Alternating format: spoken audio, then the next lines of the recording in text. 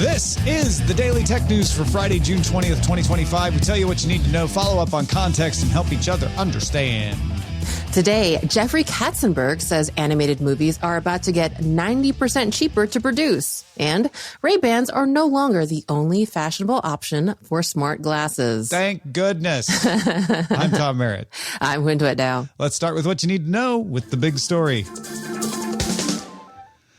If you've been intrigued by Meta's smart glasses, but you're an Oakley person, not a Ray-Ban person, well, good news. Evolution takes centuries. We don't have that kind of patience. Meta just launched the Oakley Meta Houston glasses, but it's spelled H-S-T-N. Not Houston, not Houston, but Houston, you know, like the place you go south of in New York City. Unlike rumors, the cameras are still on the side on this model. They are not on the bridge, but they can capture 3K video, unlike the Ray-Ban's 1080p, and have double the battery life at 8 hours on a charge with an extra 40 when you put it in the case. Otherwise, the functions are pretty similar to the Ray-Bans. You can talk to the glasses to take calls, play audio, take photos, take videos, even do some live streaming. You can ask Meta's Llama model questions, including about things that are in view of the camera.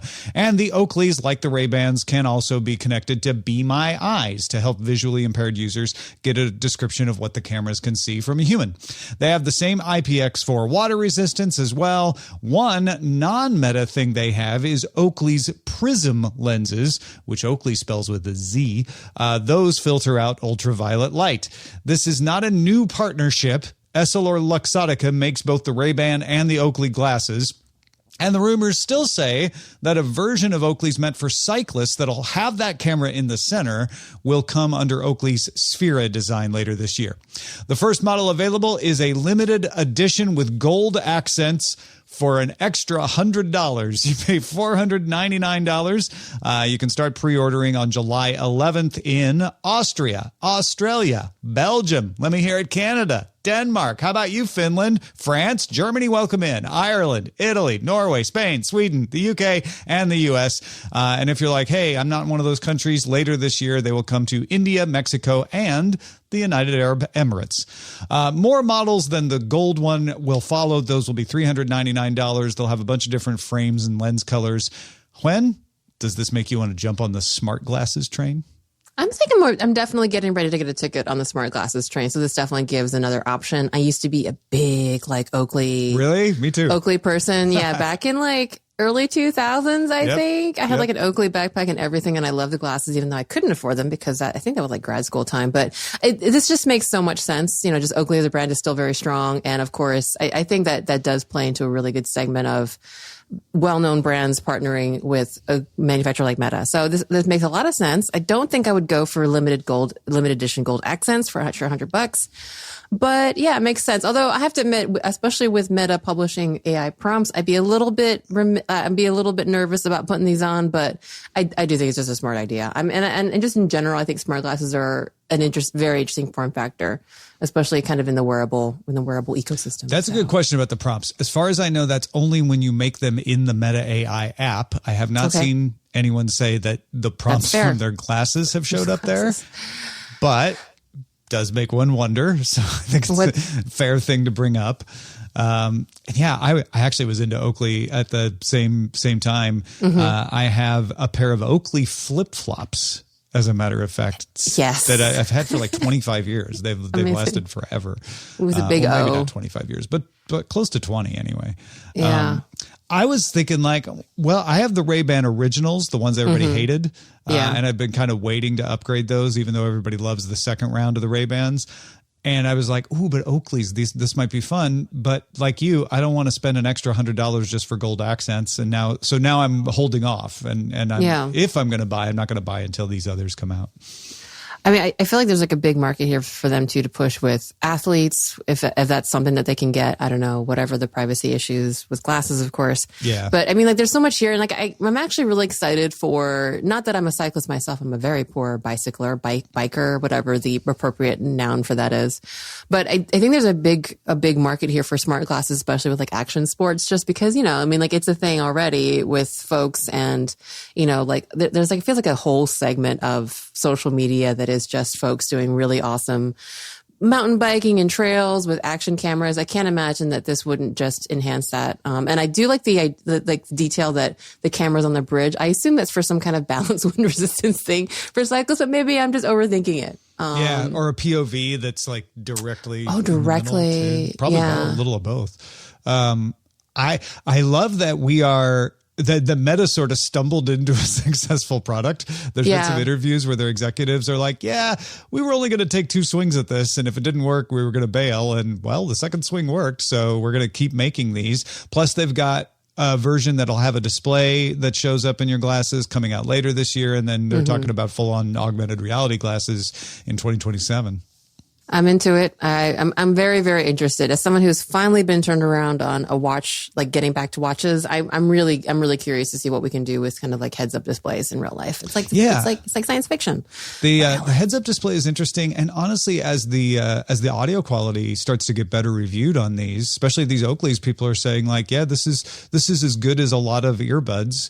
I'm like, actually walking around with glasses on and just hearing the speakers might be a better situation for me, because I always have to pause and talk to people when I'm walking my dog because they have a dog. But my earbuds are in and I always feel a little bit rude. Having the glasses on would be better for that.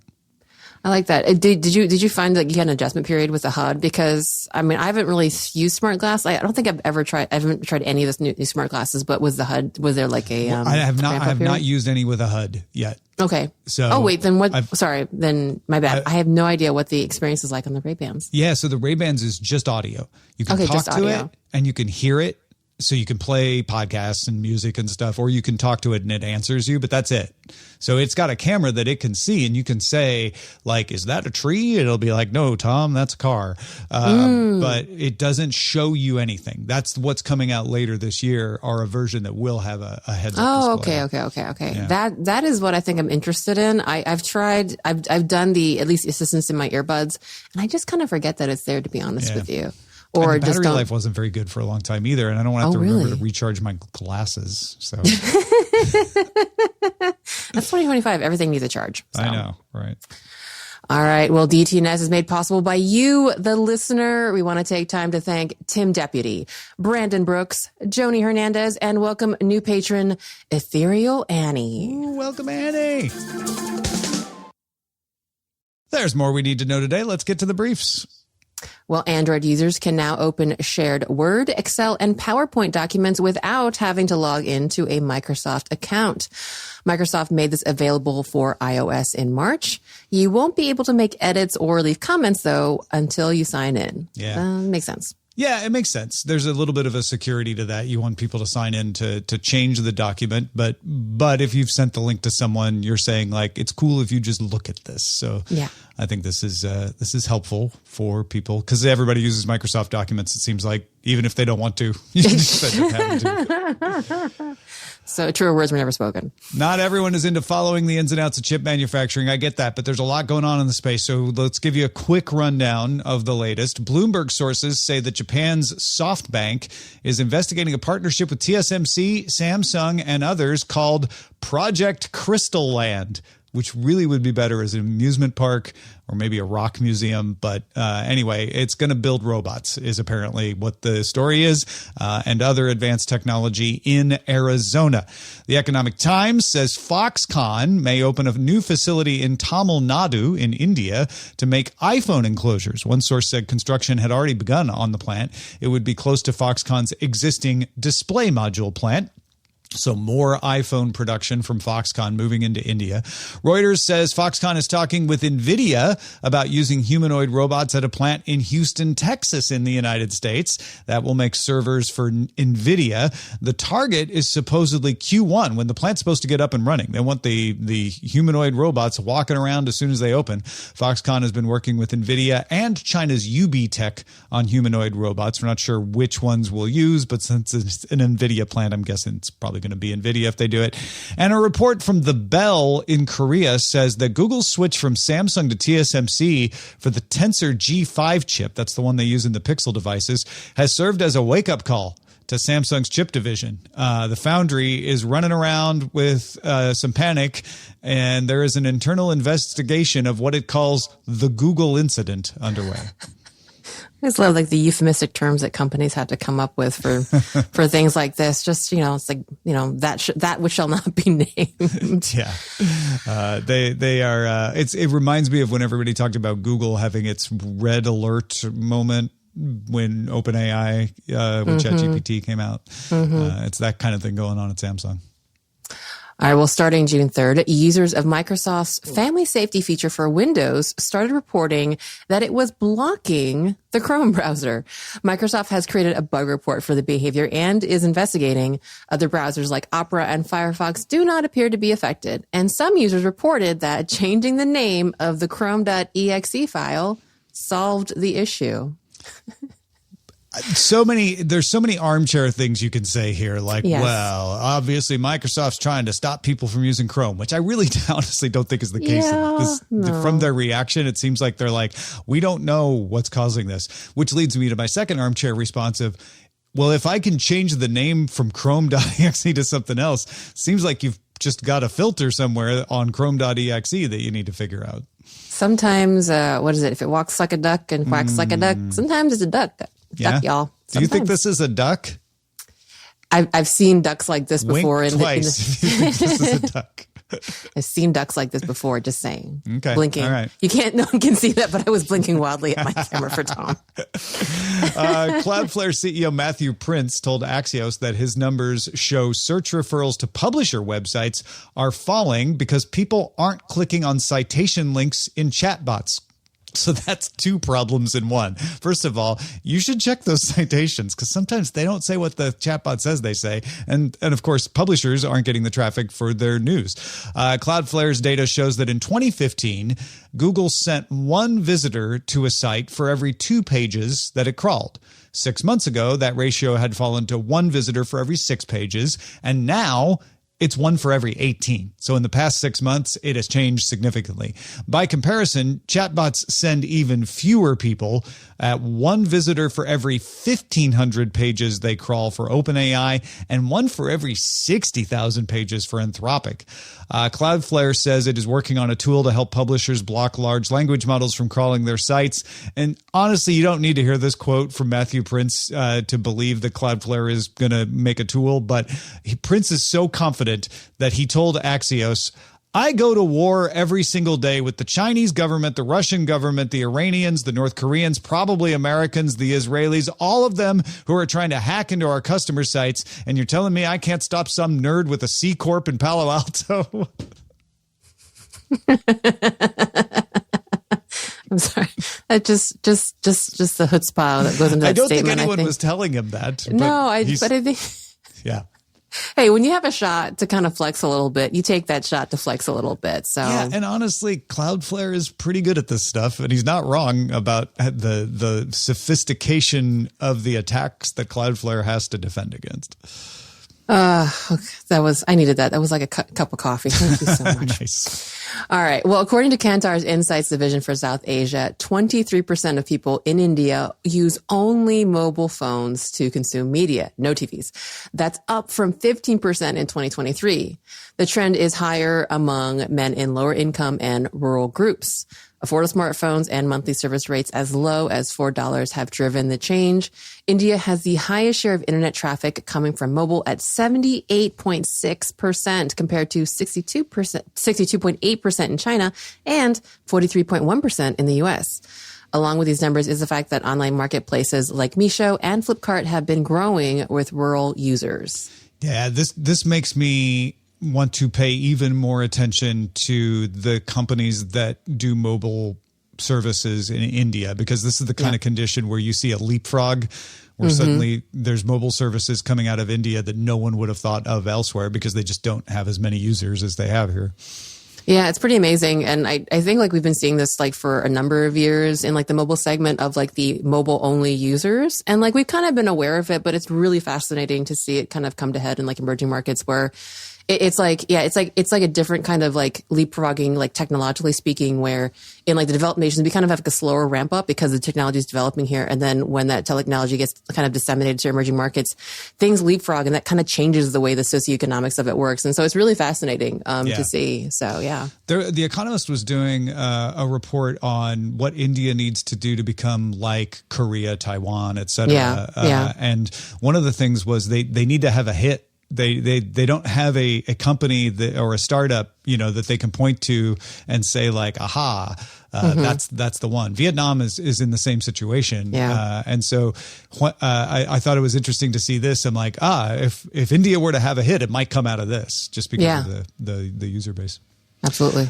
As we expected when we mentioned it on Wednesday, the president of the United States signed an executive order Thursday extending the deadline of non-enforcement of a U.S. law that makes it illegal to distribute TikTok. I know it's a long way for me to say that, but I feel like that gives you a better understanding of what's actually happening. It is against the law to distribute TikTok.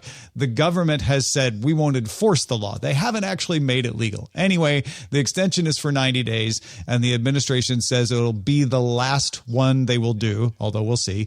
They say they will either get an agreement to divest enough of TikTok to satisfy the law or begin enforcing it. We're really serious this time, you guys. Like for realsies this time. They're so close to it. Last chance, you guys. Well, China's food delivery scene is booming, but it's dominated by Alibaba and Meituan, which have seen takeout prices rise and driver pay decline. JD.com has tried to take advantage and break the duopoly by charging restaurants no commission, offering bonuses to full-time delivery people, and discounts for customers. JD.com's founder, Richard Liu, also gained attention by personally delivering orders in Beijing and, of course, publishing videos of himself doing it, as well as hanging out with delivery folks. JD has captured more than half of the volume of his competitors over the last few months. Yeah, this is a fun story. There's lots of folks who posted selfies of themselves with Richard Liu going like, yeah, I didn't expect when I ordered my food that the founder of the company would be bringing it. But here he is with his bike helmet on, from delivering it on the scooter. Apparently he was like hanging out, having a beer after work with a bunch of the drivers and stuff. It's a stunt, but it's a pretty good one. Seems to have worked. I agree. I'm all for this kind of stuff. Get your hands dirty, man. Get in there and meet the people. I like it. All right. A new version of the iPhone's default ringtone has been discovered in the first developer beta of iOS 26. It was found in the code by 8810CFW, who posted about it on X. So you can't yet select it from the ringtone settings, even if you have the developer beta. Apparently, it is referred to as Reflection Alt1-Encore Remix. Reflection is the name of the original iOS ringtone, the default ringtone, which I associate with an alarm that means I'm late for something. This is that alarm. I literally had goosebumps as I involuntarily reached to turn off the alarm. Here's what the new version sounds like.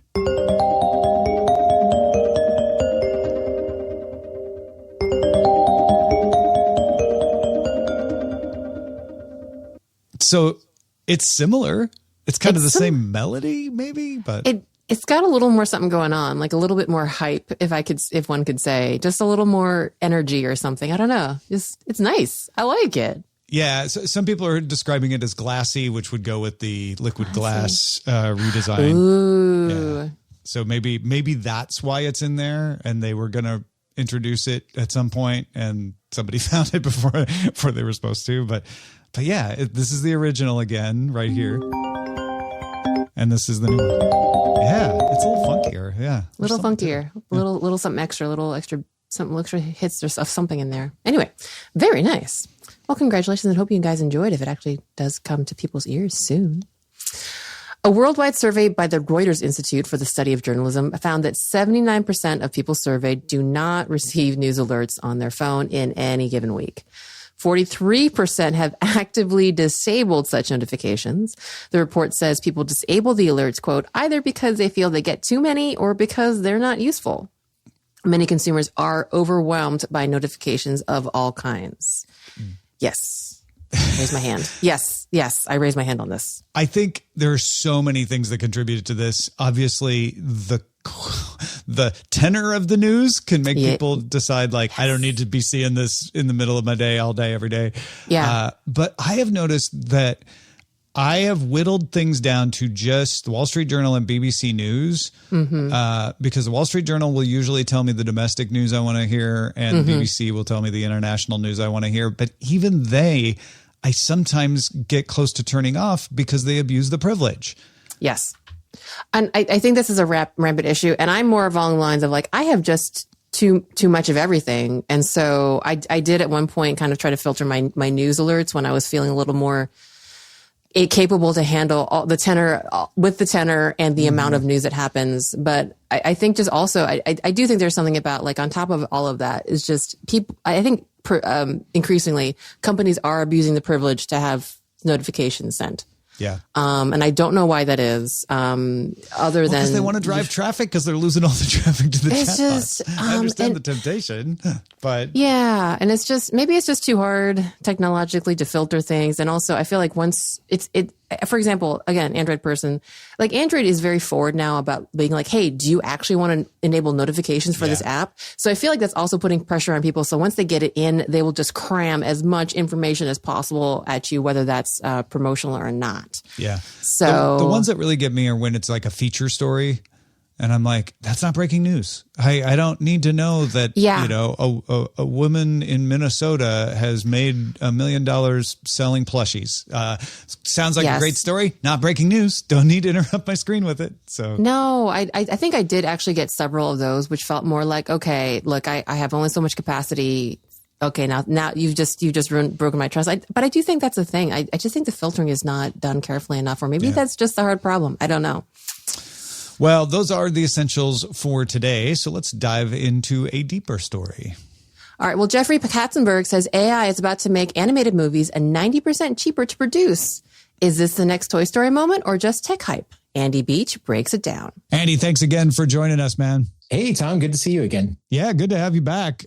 So will I be able to make DreamWorks in my basement now? Is that what we're talking about? Well, if Jeffrey Katzenberg is to be believed, the answer is yes. He was recently covered in an Axios article. He was at one of their summits, and he was talking about basically the way that AI is changing Hollywood now, and compared it to the way that CG and CGI tooling transformed things in the 90s when he was at DreamWorks. This is the kind of thing that Katzenberg does quite often. He says things that are not wrong, but attention getting.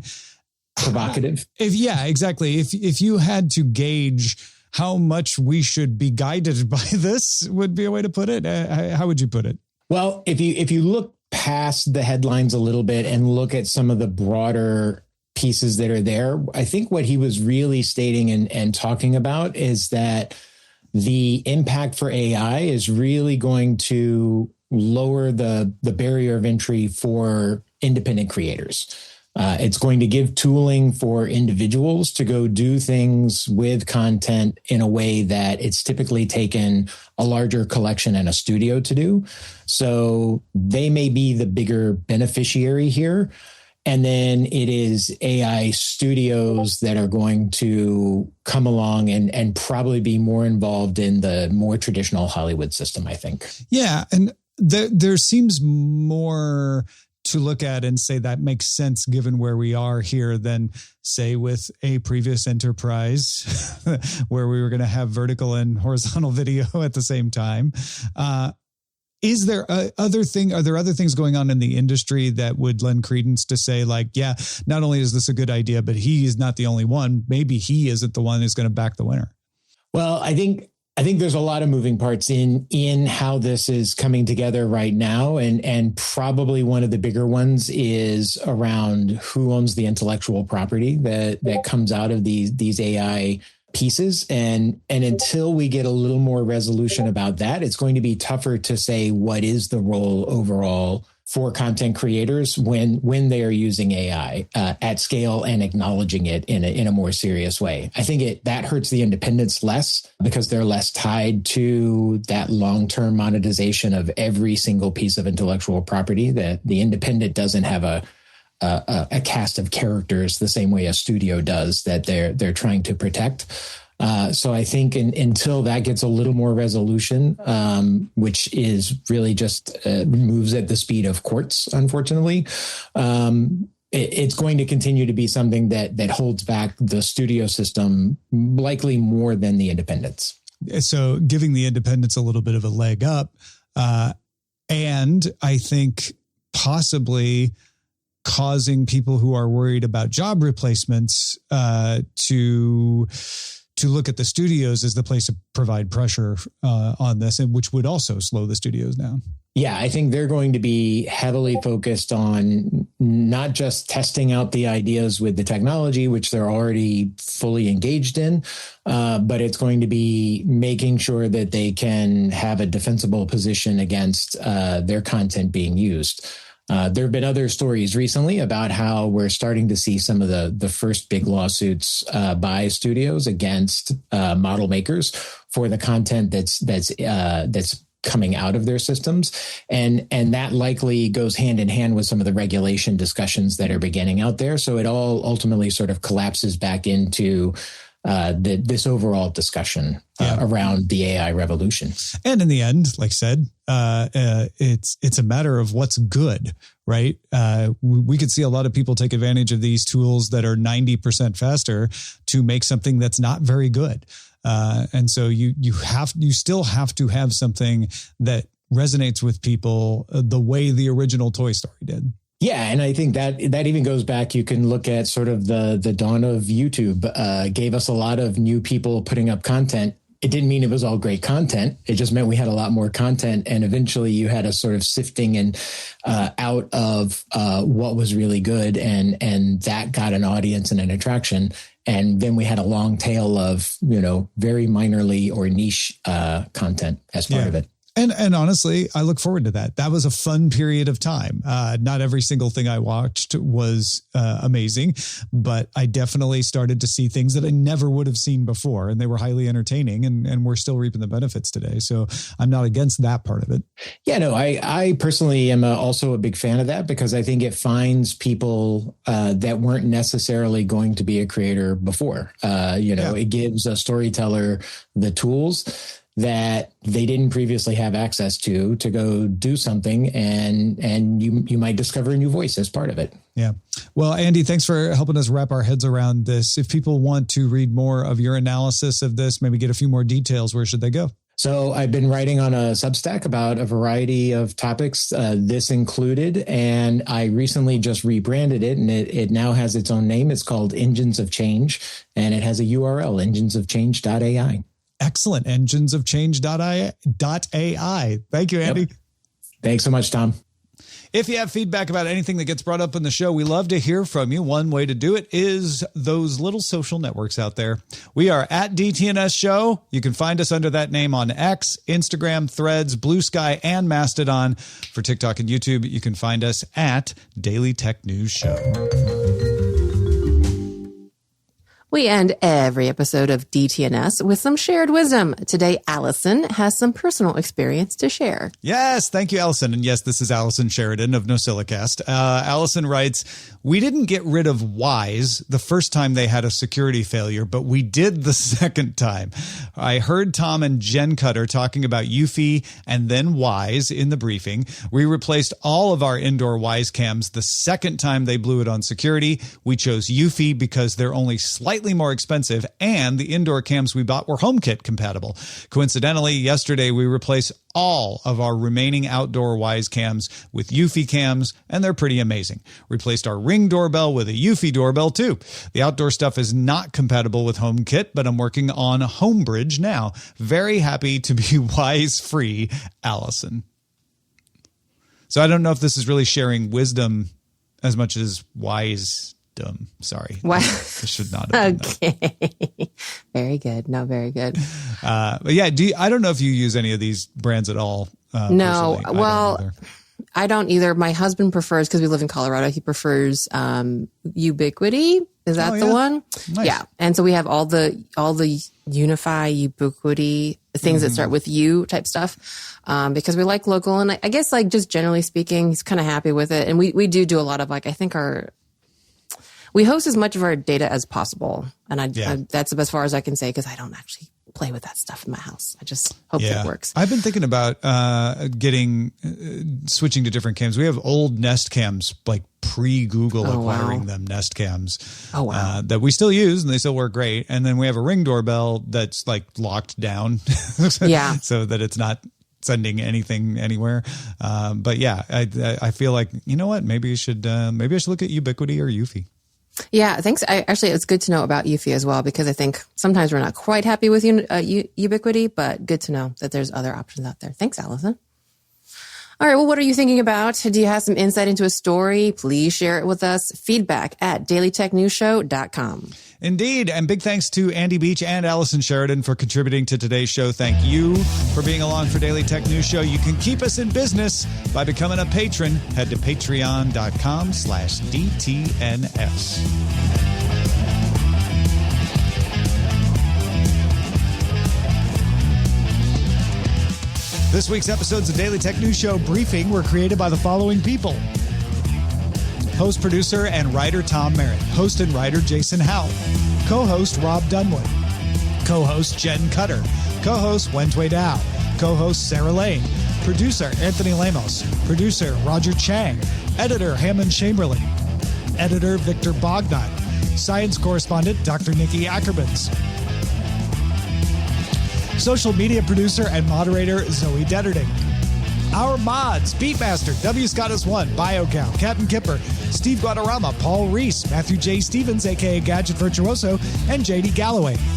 Modded video hosting by Dan Christensen. Music provided by Martin Bell and Dan Luters. Art by Len Peralta. Acast ad support from Tatiana Matias, and Patreon support from Tom McNeil. Our guests this week included Andy Beach and Patrick Schlott. And thanks to all our patrons who make the show possible.